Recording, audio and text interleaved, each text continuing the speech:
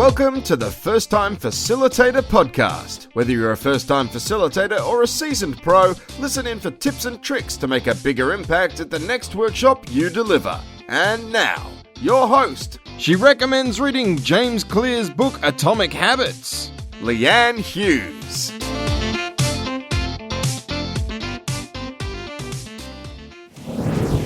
Hello and welcome to the show. I'm your host, Leanne Hughes, and I'm here to help you create unpredictable workshop experiences that predictably work. Today's show is sponsored by my free newsletter called The Flip Chart.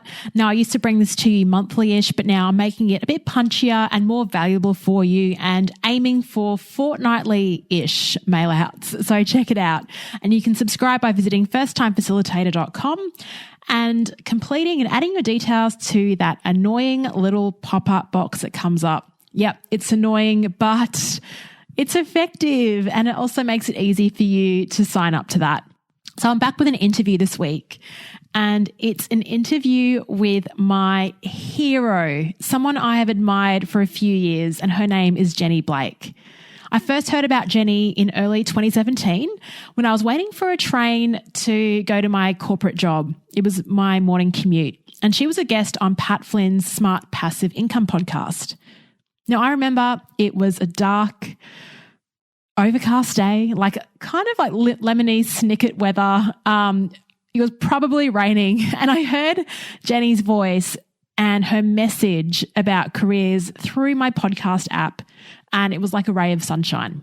She spoke about career pivots and how if you're dissatisfied in a job, it's because you're successful, you might have overgrown the role. And it's not because there's something wrong with you. And this really hit me hard at the time because I thought, what is wrong with me? I'm in the perfect role. Why am I still dissatisfied? So when I heard this message, I went out and I bought her book, Pivot, straight away. And I devoured it about 2 or 3 times because in her book, she outlines really practical ways you can navigate that question of what's next. And this applies for both your career and also in business life as well. Since then, I've devoured all of her Pivot podcasts and courses. I signed up to her private Facebook group called Momentum. By the way, if you want to join that Momentum community, you can view the show notes for this episode to find out how you can grab a $15 discount. And she's also been just a massive source of inspiration for me the last couple of years. I love the way that she operates. She's super intelligent. I love the way that she talks and keeps things real, and she's also incredibly generous. And what's really cool is that I can say I now know her as I got to hang out with her on my recent trip to New York City. So we organised a Momentum community meetup on this awesome rooftop bar overlooking the Empire State Building. And then she invited me over to her amazing apartment for lunch on the Sunday. When I arrived for lunch, I was given a bit of a sneak peek into her amazing business brainstorming and buddy session. She calls them her friend tours, Dory Clark and Petra Kolber. So these ladies are just next level. Dory Clark, she's also been incredibly influential for me. She writes incredible books and a lot of her articles are in the Harvard Business Review. And Petra Kolber also has an amazing book out called The Perfection Detox.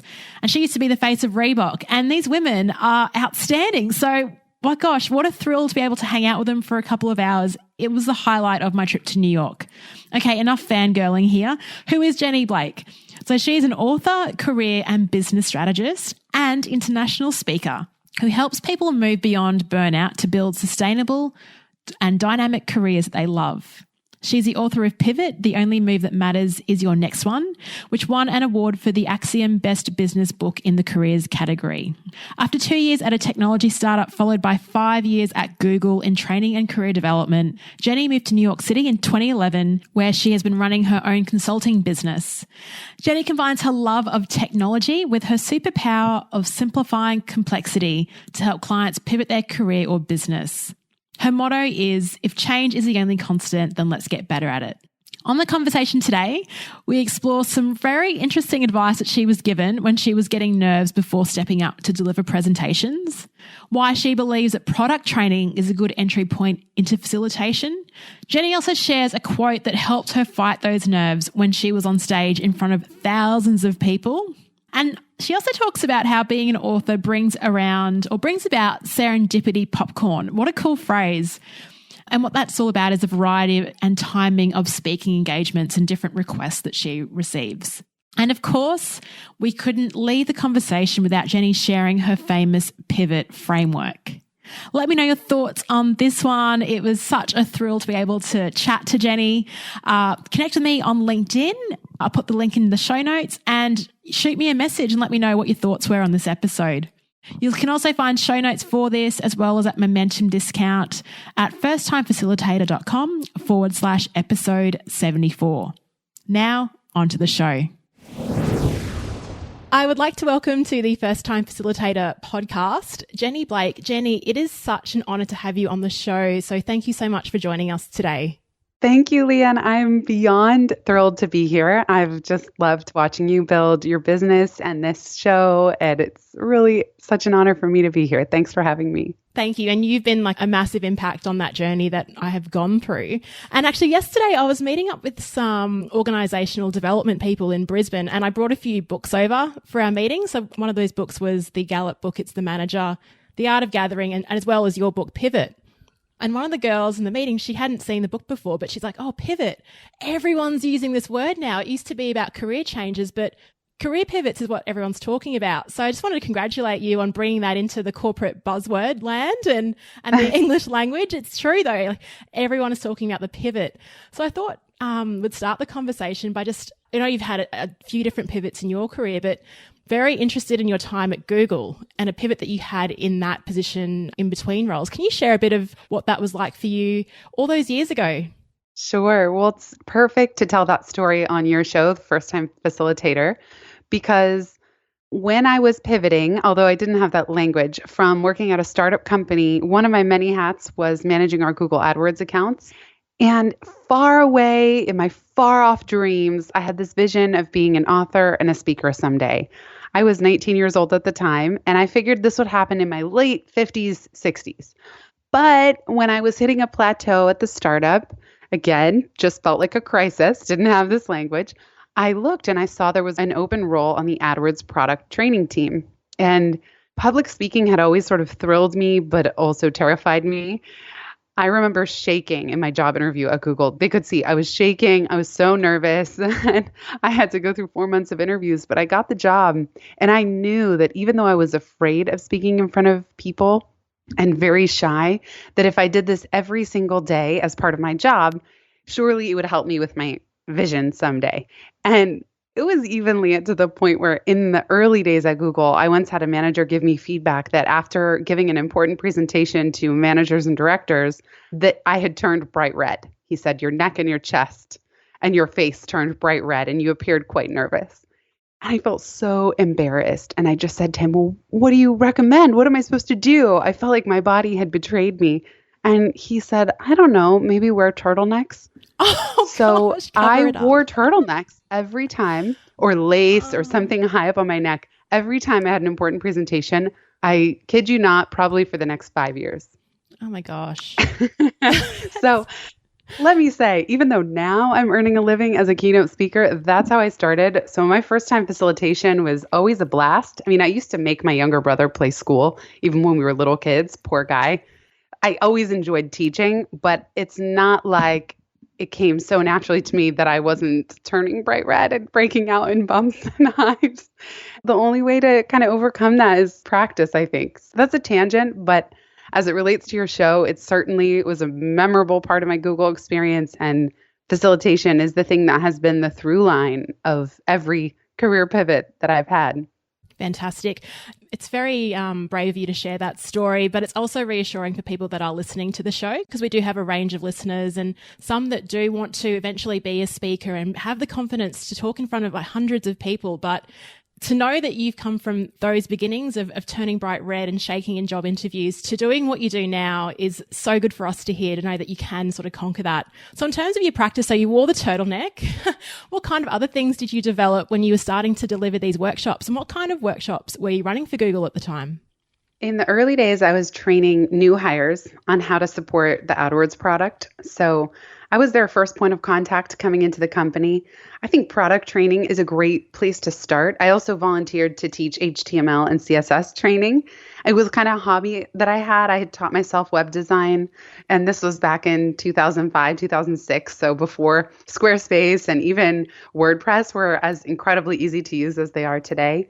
But product training is such a good entry point into facilitation because you get to take something that you either really enjoy or are skilled at and then try your hand at teaching others how to do it.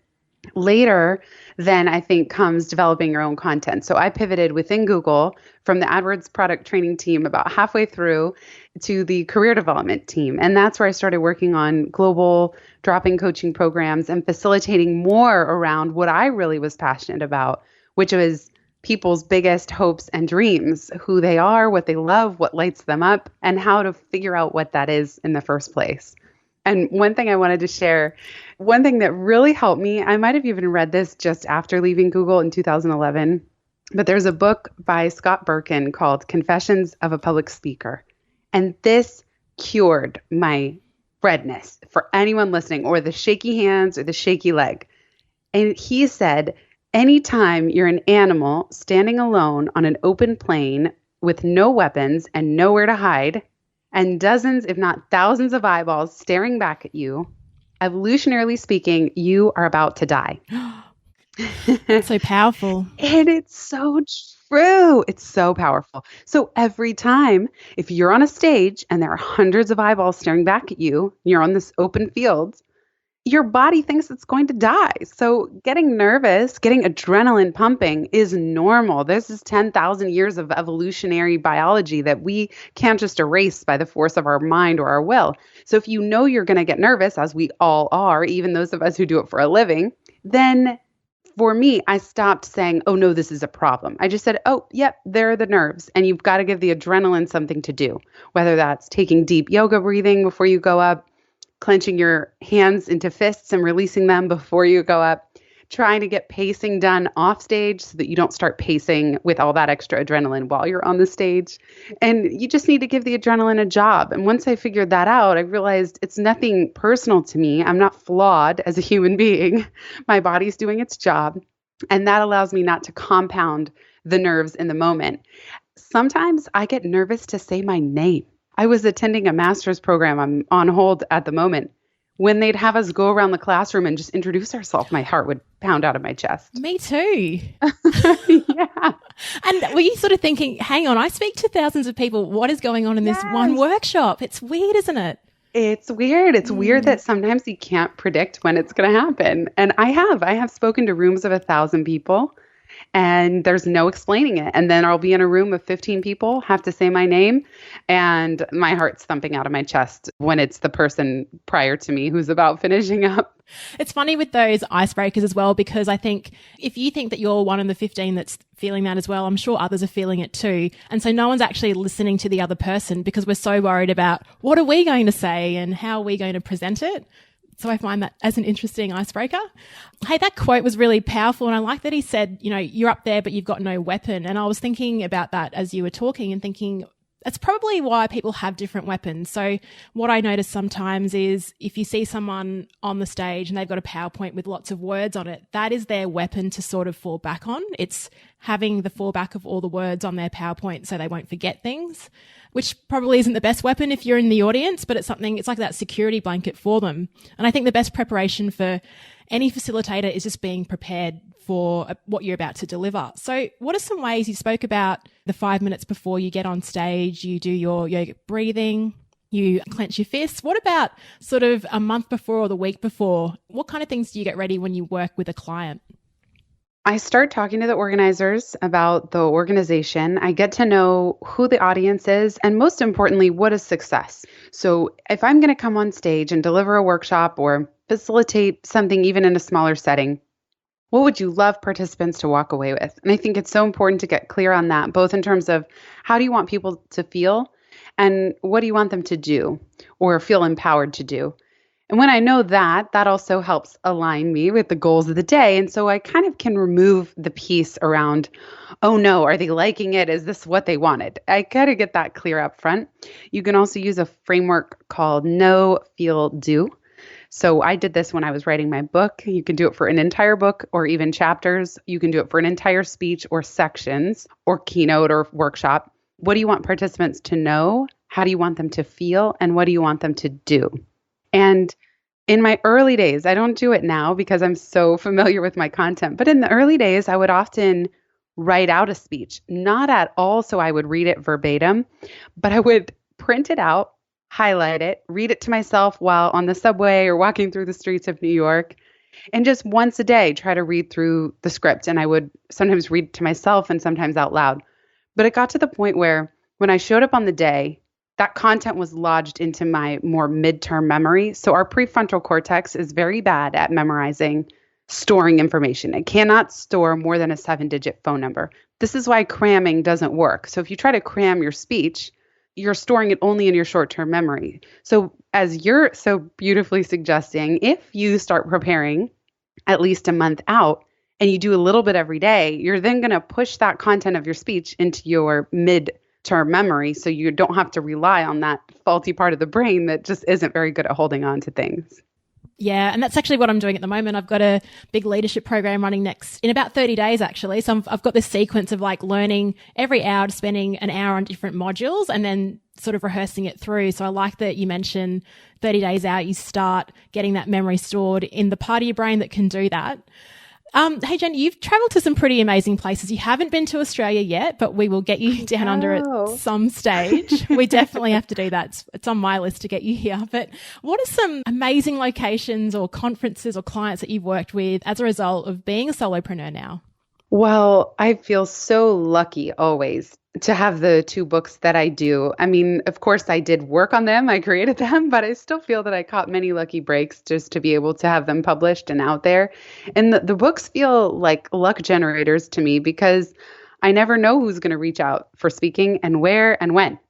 So it's kind of this weird dynamic of solopreneurship, but then just being surprised. I call it serendipity popcorn of what's going to pop and when. So just recently I got back from Barcelona and London. And a tip, I think I might have shared this with you, Leanne, but I had a gig in Barcelona and then I knew that I had a client who had a big part of their offices in London. So I just proposed to them. I said, by the way, I'm going to be in London and can give you a discount if you want to arrange something this week and you won't have to pay any travel costs. So they booked me. And as a result of that, I got to visit a friend in between who had just moved to London. So I don't do that very often. I could probably do a better job of that. But you can also be kind of strategic about seeing where you're already going to travel and then what's on your travel wish list or somewhere you want to extend your travel into, and then reach out to clients and just see. And of course, when you're just starting out, maybe you don't have a big book of clients. I never have that active of a book of clients at any given time, but every now and then the stars align. So that's kind of a travel tip that I made a note to myself I want to do a little bit more of. So I love that idea of combining travel and business as well. Well, that's kind of what I did, I guess, in the States. It was like, I'll go to Omaha, but I've got to go to New York City. And it was so wonderful to catch up with you over there. And I think I just caught you on the tail end of you just come back and we're getting over the jet lag from your recent trip to Barcelona and London. Yeah, it was so fun. I'm so happy that we overlapped, and smart move to come through New York City as well. Oh yeah, you could not miss it. It's been on the top of my bucket list. But you also, and I know because I'm part of your Momentum community, and you mentioned there that you also do some virtual workshops, and you've had to sort of change things up because it is really tough delivering content to people that you can't see. You don't know if they're interacting with the content or on their calendar or sending emails. You run a ton of webinars and workshops. So what kind of hacks do you have for creating something that's engaging from your computer? Yeah, more and more companies now are global and they want scalable solutions that can reach people in offices all around the world, especially as more people are remote. And again, as big companies expand into multiple offices, I would imagine that you and your listeners as well have a certain amount of experience with this on the participant side, just tuning in to content that's originating from the US and of course, vice versa. But there are a couple things that I've done. One, I think it's still important to price those webinars as doesn't have to be the same as a keynote, but definitely valuing that time. It's different than an hour of coaching. You're still facilitating for a large group. And then especially if they're recording it. So sometimes I remind myself, it's okay if there aren't that many participants on right now, or if they're not as interactive as I would hope, because this recording will be available and many people will watch who aren't in the current live batch. In the beginning, it just takes getting used to talking to a group you can't see. And then now with Zoom, sometimes it's good because you can see their faces, but then sometimes that means you're watching them be on their computer or not be paying attention or walking. You see their video. And so there's a lot of potential for distraction as well. And one of the most helpful things I've found is doing a Google spreadsheet. And I have people sign in as soon as they arrive. And then I pose interactive questions and I have them go to the spreadsheet. With Zoom, you could have them do that in chat as well. So it just depends on the complexity of your engagement. And Zoom now also does breakout rooms too. So I just participated in a training the other day where she put us off into pairs and gave us 5 to 10 minutes to work through something or talk about a prompt in pairs. And that worked really well. If you're going to do something like breakouts, I would just recommend practicing, of course, with a friend before setting that up. And then I always sign in with the organizer half an hour early. And even if we're set up in 5 minutes and it's obvious and easy, then we mute, we turn off video, and we come back at 5 minutes prior to the start time. But every now and then, weird things are going haywire and we need the full time to troubleshoot. So I always build in that extra time as well. Yeah, great. And I didn't know that Zoom had that breakout session. That's such a great feature, because I know often in face-to-face workshops, I'll get people to chat to the person next to them. And that's kind of powerful, rather than sort of asking an open question to the group where people are scared to volunteer their response in front of all those people. So I'll have to check that out. Thanks for sharing that. We can practice together. Yeah, We're in momentum. We should get all our listeners on board. I wanted to talk through, because about 50% of my listeners, and it's hard to know with podcasts as well, because you see the download numbers and you like, who is listening? So it's really about the people that reach out to you. But I've got about 50% of listeners that work internally for a company, sort of in a HR project manager, middle manager type of role, and 50% that have their own facilitation business. A lot of the people internally, I think they're really interested in finding out, what their next career is. And it's funny, before I read your book, Jenny, anytime there was a problem in my current job, I'd just jump onto the job ads and just go, what are the opportunities? I'd get to that second stage of your pivot plan, which is scanning.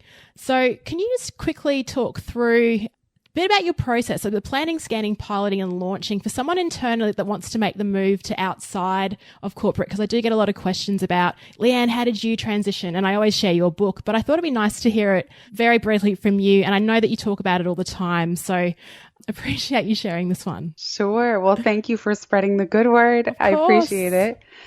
And I just had a coaching session today where someone's looking to pivot eventually into self-employment.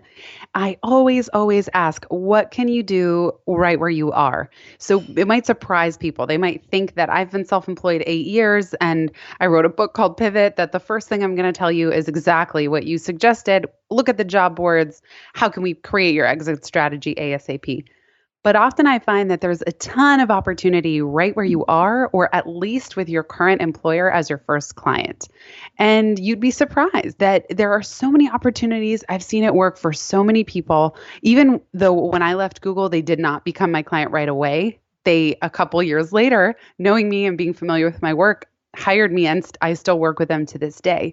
So you said something really crucial, which is that most people, when we feel we're at a pivot point or a plateau and we're ready for change and we feel like our growth is stagnant and we want more learning and impact, the first thing we usually do is look at what's out there. We just say, I'm at a pivot point. What's out there? Who can I talk to? What are the job boards? And we also focus a lot on what we don't want anymore, what we've outgrown. I beat myself up for so long at my various pivot points, thinking that I was the problem. There was something wrong with me. Why couldn't I just be happy? Why can't I figure this out? Why is this taking so long? And none of that is ultimately very helpful. So first and foremost, if you are somebody at a pivot point, it's not a problem. It's actually a sign of your success. You've outgrown your current scope of projects and you're ready for more growth. That's normal. You are in good company. I can tell you that right now. Woohoo, And by yay. the way, yeah, and self-employment, solopreneurship, you're not immune from plateaus either, or burnout, or any of the same things. So know that the problem-solving skills within a company will serve you so well on the outside if you're going to do your own thing, and vice versa. And I've seen many people pivot. You'd be so surprised what you can suggest within your organization of some kind of internal pivot that ties together a dream role. Because if you think about it, you have nothing to lose. If you take your functional experience and then map it to a new area where you really have a vision, or at least want to get buy-in to do some kind of small pilot, you'd be surprised at what you can get a yes to, even if it's not your full-time role. Maybe you spearhead a project that becomes one of your proudest career moments, or provides a lot of learning for you, or you just never know. So don't count it out. But as you mentioned, Leanne, the plant stage is all about saying what's working, and crucially defining what does success look like 1 year from now. Sometimes I spend a month or more with coaching clients on each of those two questions, even separately. So this isn't a quick thing, but the more time you spend understanding what's working, even in your current role, what energizes you most, what are your biggest strengths, what are your superpowers, and then this 1 year vision, even if you don't know specifics, how do you want to feel? What's your ideal average day? Then by the time you get to that second stage of scanning for people, skills, and projects, it will go so much faster, and you'll be much clearer and less feelings of paralysis or compare and despair. Yeah, and I think that's really important. And actually, that's how I discovered that strengths tool, was through your book, which we spoke about in New York. And I think I've mentioned that on the show previously as well. The Clifton Strengths Finder was mentioned in Pivot, and that's also changed my life as well. So planting is a really important step. What I also like as well is piloting before you launch. And you're right, this whole framework is not only relevant whether you're in an organization, but I'm also using it as a solopreneur and thinking, okay, these are the skills that I bring. I'm scanning for opportunities. What kind of services or products can I start piloting now, and just get a feel for in the market before I actually launch, and sharing that whole creation as well. So I like that it's versatile for both, if you're in an organization or outside, it's wonderful. I've got to ask you, I've been told, and as a solopreneur, as a thought leader, it's important to create your own models and have your own IP. And this 4-step process is just brilliant. It's so simple. How long did it take for you to actually create the model, the plant, scan, piloting, and launch? I'm thinking of the words and... Yeah, what a great question. I rarely get this, but I do think you're onto something. I didn't even realize the full power of having a method, until everyone started responding so positively to it. Companies, people who read it, but mostly companies were like, we love that it's a clear framework. And all I can say is that I knew. So when I was looking at my coaching process, I've been coaching now for 11 years. And when I started working on Pivot, that was 2016, so 3 years ago, I had a process that was really working, but it was maybe 6 or 7 steps. And I just knew that nobody would remember that. I knew that even from a facilitation perspective, if you're trying to teach 6 steps, 7 steps, it's going to be so much harder for people to recall that on their own. And I was also aware that so much in our society comes in threes. Like stoplights have 3 lights, plays have 3 acts, Goldilocks and the 3 bears. And I was trying to see, could I boil down my entire process into as few steps as possible, as easy to remember. And that was combined. One thing that really works is metaphor. I could probably still even do a better job than I already do, but I will say metaphor is so memorable for people. With Pivot, it's the metaphor, the analogy of a basketball player. 1 foot stays planted, then your pivot foot can scan for passing options. So I do think that if you can put in the extra work around saying, how can I distill what I'm teaching into 3 parts, or in Pivot, it's a 4-stage process. And what are the metaphors? What are these perfect metaphors that everybody can grasp that will help explain the concept? And certainly having at least one or the other would be better than nothing. But overall, it's true that having a framework or a process or a method has allowed me to license the intellectual property around Pivot in a way that I don't know that I could have done otherwise. Yeah, I agree. And it also makes it easier for people like me who are like, okay, what's this book about? And it's like, well, this is the 4 stages and you can just quickly talk through. So it makes it easier for people to sell your idea as well to other people. Because it's so simple and it's a nice little process. It's funny that you mentioned the basketball because I've Australianized your model. So there's a game in Australia. It's called netball. It's probably the number 1 sport played by women in the country. So I just bring a netball along and just throw it and demonstrate your model through that. So that's so cool. Yeah. I love it. It might even be different in Europe, European handball, who knows? That's amazing. I love it. Yeah, it's cool. Hey, who are your speaker role models? Who do you sort of look up to when it comes to this sort of world? I learned so much from Nancy Duarte, not necessarily in person, though I know she's fantastic, but her book Resonate had a huge impact on how I structure my keynotes. And she has, of course, here it is. She has her Nancy Duarte Spark line, which is her process for creating a memorable, impactful speech. So Nancy Duarte is someone I really look up to. Man, there's so many. I'm trying to think. I used to work under Sheryl Sandberg at Google. Many layers under. Wow. So you've met up with her and had conversations? Yeah, I never reported to her. And I don't even know if we had a one-on-one conversation, just the two of us, but she was amazing. When I watched her speak in front of the room, she was so poised and composed and inspirational and clear. And we all just couldn't wait for all hands meetings when we knew that Sheryl, and this was before she wrote Lean In. It was long before any of that. She didn't have a book. She didn't have a TED Talk. She was just this incredible, articulate woman that was leading this huge part of Google. And she's so inspirational. She also is responsible for bringing in a course by Fred Kaufman on conscious business. And there's a book called Conscious Business that really changed so much of how I operate. So that's a hybrid person that I look to, but a big one for sure. Was Frank on your podcast about a year ago? Yes, yeah, he was. I think I reached out to you when I remember where I was when I listened to that podcast. I was on a treadmill in a gym in Bangkok, and that conversation blew me away. That guy is next level. Fred Kaufman. Yeah. Yes. Wow, that's so cool. I like see this is the power of podcasting. It's amazing to hear where you were and that you even remember where you were when you listened to it. I couldn't wait to sort of get back and just like write down and look him up and find out more about him. So I'll have to link to his conversation in the show notes for this because that was really, really amazing. And hey, I love that also you said that you couldn't wait to get to your all hands meeting. If you imagine if every company had speakers like, I know Sheryl Sandberg is next level aspirational, but if we had great storytellers and people that could spoke with metaphor and in a persuasive way, how great would that be for lifting the engagement of people in meetings and in organizations? Yes, it's so true. And as you were saying that, it also reminds me another major mentor who I'm lucky to call a friend, Michael Bungay Stanier. He is a master facilitator. He's so fun and so funny and whimsical. And he kicks off the training right away with interaction. He's just in no way trying to stand in front of the room and talk at people.